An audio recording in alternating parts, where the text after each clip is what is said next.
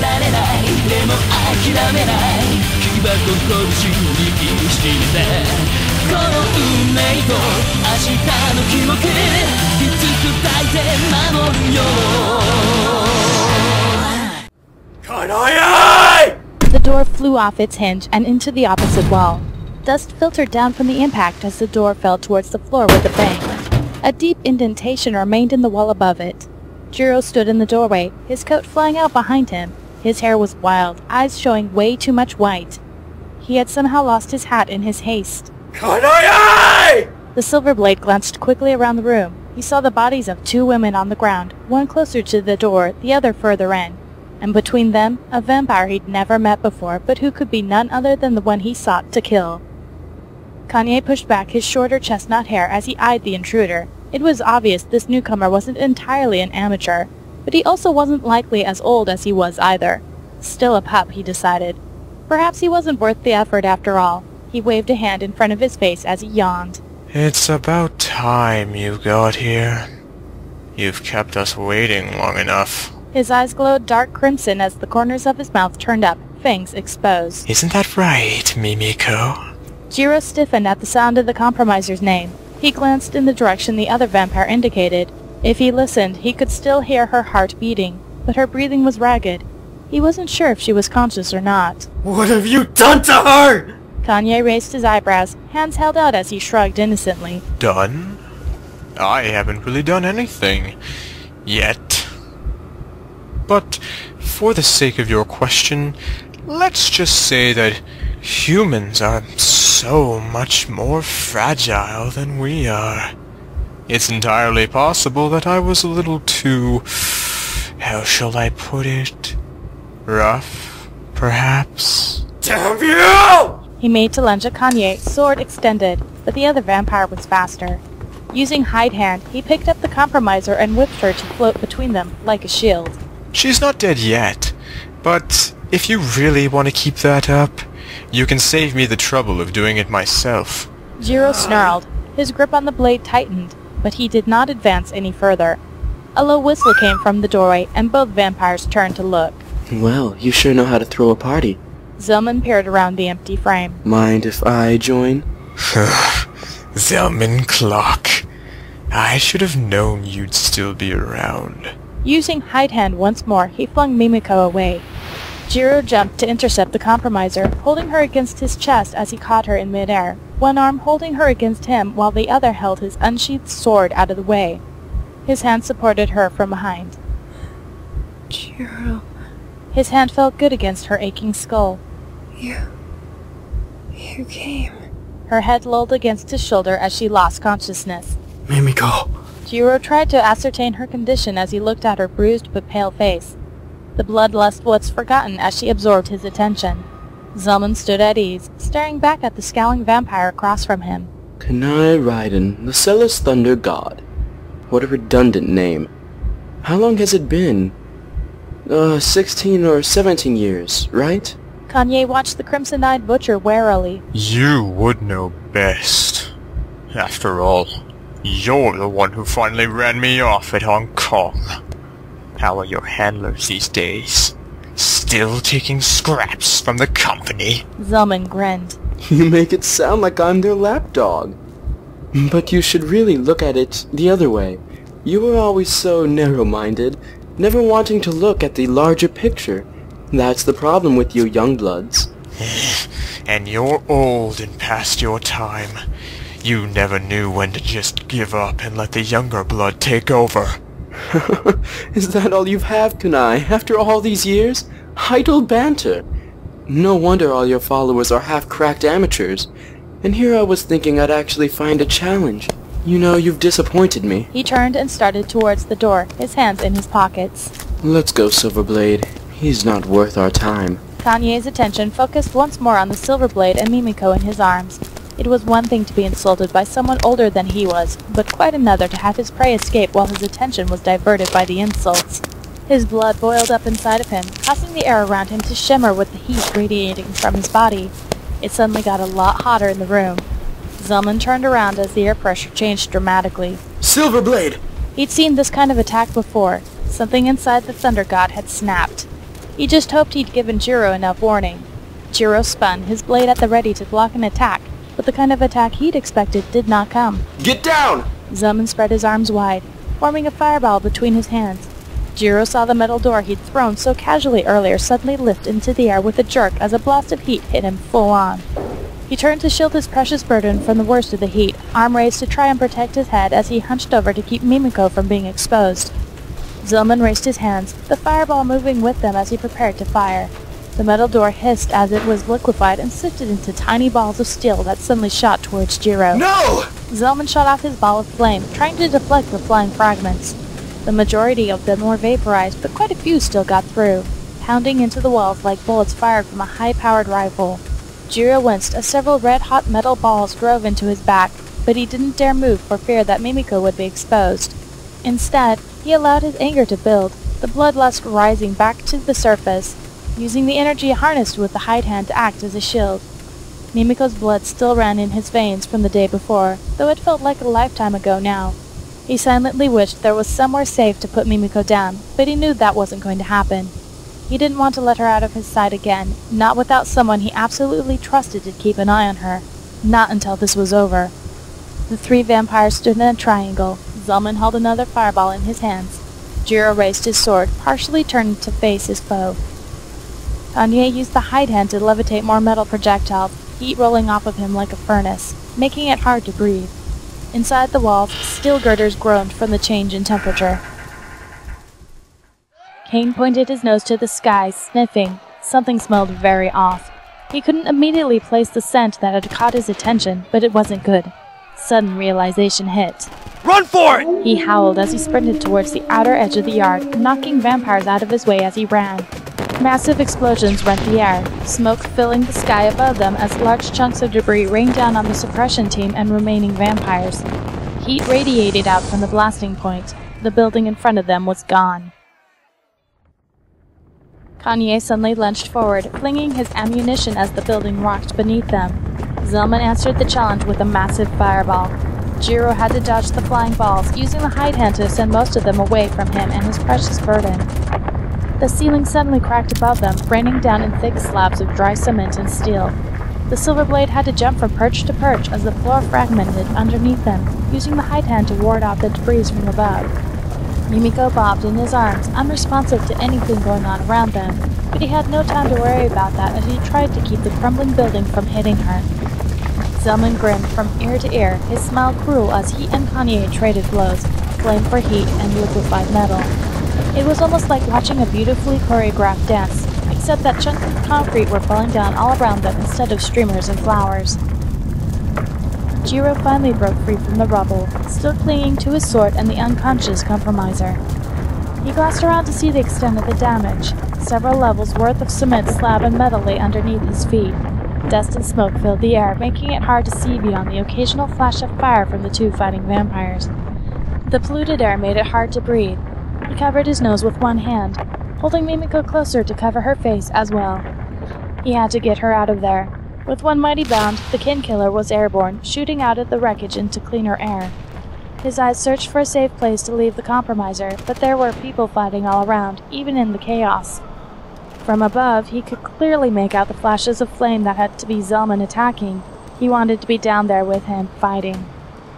Among the men fighting outside of the ruins, he saw Kane still in his wolf form, a vampire locked in his jaws. Zhang was making good use of the wreckage, using some of the twisted metal as spears to fight off his foes. Various members of the suppression team fired off silver bullets. Jiro landed on a tall building nearby. He heard no activity from within. Would it be safe to leave Mimiko there? He knelt to set her against the rooftop. In the light of the full moon, he gently laid her in front of him and stepped back, indecision warring within him as he briefly looked towards the battle below. He took another look at her face, gasping in horror at what he saw. Deep bruises coursed all over her visible skin. Blood was splashed across her body, though he wasn't entirely sure if it was all hers. Her right arm lay at a funny angle, making him sure it was broken. Her previously injured knee was swollen angrily on top of the already deep bruising there. Her ankle also looked swollen, and that was just what he could see in the moonlight. Mimiko, I'm so sorry. He couldn't leave her. Images of Alice flashed through his mind. how he'd never gotten to say goodbye to her, how they'd been both betrayed by Kasa. Things never happened the way he wanted them to. He turned his face to the sky in emotional agony. Kanye fired another round of makeshift projectiles. The dust was finally starting to clear as he leaped from one protrusion to another, grinding them into powder with the sheer force of his strength. Zelman launched another attack. This time he allowed the ball of flame to expand, throwing off vaporizing heat like the sun, reducing the dilapidated ruins around him to nothing more than slag. But he had to be careful not to let the fire become more than just a contained tool. He wasn't entirely sure whether or not Jiro had escaped, though he felt fairly safe in believing he had. It was the members of the company he worried about harming as he fought. You're weak, old man. He was breathing heavily as he stopped to throw another volley of melted metal. Don't you have anything else besides your tireless flames to throw?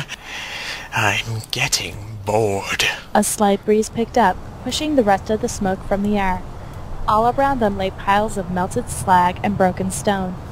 The remaining members of the suppression team were busy helping their fallen comrades as Kane finished off the last of Kanye's followers. Zelman stood to one side of the piles of debris, looking down on the Thunder God. Don't you get it? Your followers are finished. It's over. Kanye lifted his face toward the breeze. He caught the scent of a human and the silver blade. He smiled slightly. Over? It's over when I say it is! With that, he leapt towards the building that scent came from. Zelman caught the scent as well and cursed. He bounded after the overconfident vampire. Jiro was about to pick Mimiko back up, cradling her in his arms, when he felt the presence of another black blood. He turned, his body in a protective stance in front of the compromiser. Kanye! Somewhere on the way up, the Thunder God had found a weapon, a katana. It had likely belonged to one of his followers. Silverblade, you didn't think you could escape me that easily, did you?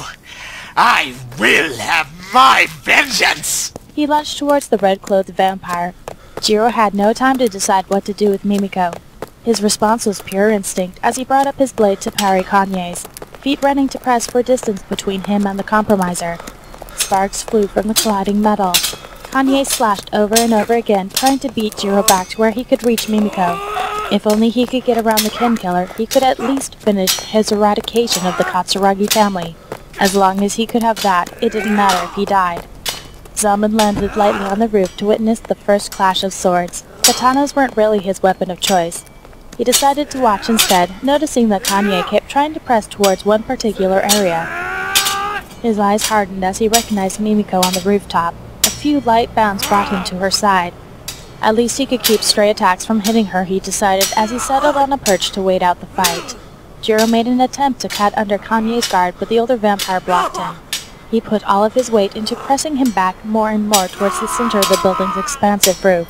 Blood trickled from several shallow cuts along his face where he hadn't quite parried in time. Give it up! I won't let you have her! Never! Kanye pressed his weight into the force behind his blade. His fight with Zelman had taken more out of him than he cared to admit, even though he'd had blood earlier that day. But there was something to be said about the difference of 400 or 500 years in age. They continued to clash blades, sparks flying around them. Kane had returned to his human form and was helping unearth a member of the suppression team when he heard the faint sounds of clashing metal. He looked up to see two dark shapes dancing around each other on the rooftops nearby. There was no doubt in his mind who they were. He could smell the foul stench of the zealous Thunder God along with Jiro's. Part of him wanted to join them, but he knew his duty lay not in fighting the crazed vampire, but in helping where he was. He could not go against the Lord Dragon's orders, but still, he wished he was there all the same as the full moon bathed the ground in pale white light. Both combatants were breathing heavily as they stood across from each other. Jiro stood between Kanye and Mimiko by about half the roof's length, making sure the older vampire kept his distance. Are you ready to admit defeat? Jiro pointed his raised sword at the Thunder God. His years of training in the Imperial Japanese Navy had taught him much of swordplay, apparently more than the old blood before him had learned. The difference showed. Kanye had one eye closed, blood running over it from a cut above his eyebrow. It gave his scowl an almost comical look. Various slashes ran up and down his exposed arms. His uninjured eye continued to glow dark crimson, but any heat he gave off was dispelled by the breeze off the ocean. You've given it a valiant effort. You can leave now while you still have the opportunity, or we can finish this once and for all. It's your choice. Despite his own injuries, he stood tall and confident as befitted a lieutenant in the Navy. Kanye spat. My choice? My choice? Don't make me laugh. There is only one option before me! He made to lunge towards one side, then dodged to the other as Jiro went to counter him. Jiro realized his mistake almost as soon as he'd made it. He pivoted on the ball of one foot, sword raised to his shoulder. 1 second, 2 seconds. Kanye was halfway to Mimiko, 3 seconds. Jiro thrust his blade away from his body like a javelin. It sailed through the air for maybe 1 more second to pierce Kanye through the back like a skewer. The zealous thunder god stumbled, going down to his knees. He tried to crawl the remaining 10 yards to his goal, using his katana to pull himself forward. Zelman finally stood from his perch, moving to stand just in front of Mimiko. Zelman's eyes went hard as they glowed the characteristic blood red that gave him his name. Goodbye, overly zealous one. He snapped his fingers and a large ball of heat and flame sprang up in front of him, engulfing the fallen vampire. A few seconds later, only 2 katanas and a burnt mark remained where the zealous thunder god had lain. Zhang turned from helping an injured lieutenant hobble to one of the many emergency vehicles. The sound of swords clashing had stopped about a minute ago. He looked towards the rooftops in time to see a giant ball of flame erupt from the roof, growing in size and intensity before it suddenly vanished, leaving him almost blind from the sudden darkness, like someone who had stared too long at the sun. He turned his head, eyes closed to readjust to the moonlight, head bowed. Instinct honed from years of hunting vampires told him what he needed to know. It's over. He continued to help the wounded soldier to the nearest medic. Kane looked up from his own efforts. He smelled the breeze. There was a slight acrid scent of burnt flesh in the air. Behind that, he could make out the scents of Jiro and Zelman, but not Mimiko. His muscles tensed. Had they managed to save her? Jiro strode across the rooftop, picking up his katana when he reached it. He sheathed the weapon as he continued to walk towards Zelman and the girl behind him. Not bad, Silverblade. Zelman walked over to clap him on the back. Not bad at all. I can see why everyone says you're a power that rivals a Sourceblood. Jiro didn't smile, his expression remaining grim. Don't try and flatter me, Zelman. You still have a lot of explaining to do. I want to know everything about the night Mimiko's parents died. Zelman shrugged, stuffing his hands into his pockets. That can wait till later. He looked behind him to remind the Silverblade of why they were there in the first place. Jiro dipped behind him to pull Mimiko gently into his arms. You have my thanks. He stood, the compromiser cradled close to his chest. The crimson-eyed vampire smiled wryly. Treat her gently, Silverblade. You know where to find me when you are ready. Jiro nodded curtly, then launched himself into the air, jumping lightly from rooftop to rooftop as he rushed Mimiko towards the hospital. Beneath him, various company personnel were attempting to clean up from the ordeal.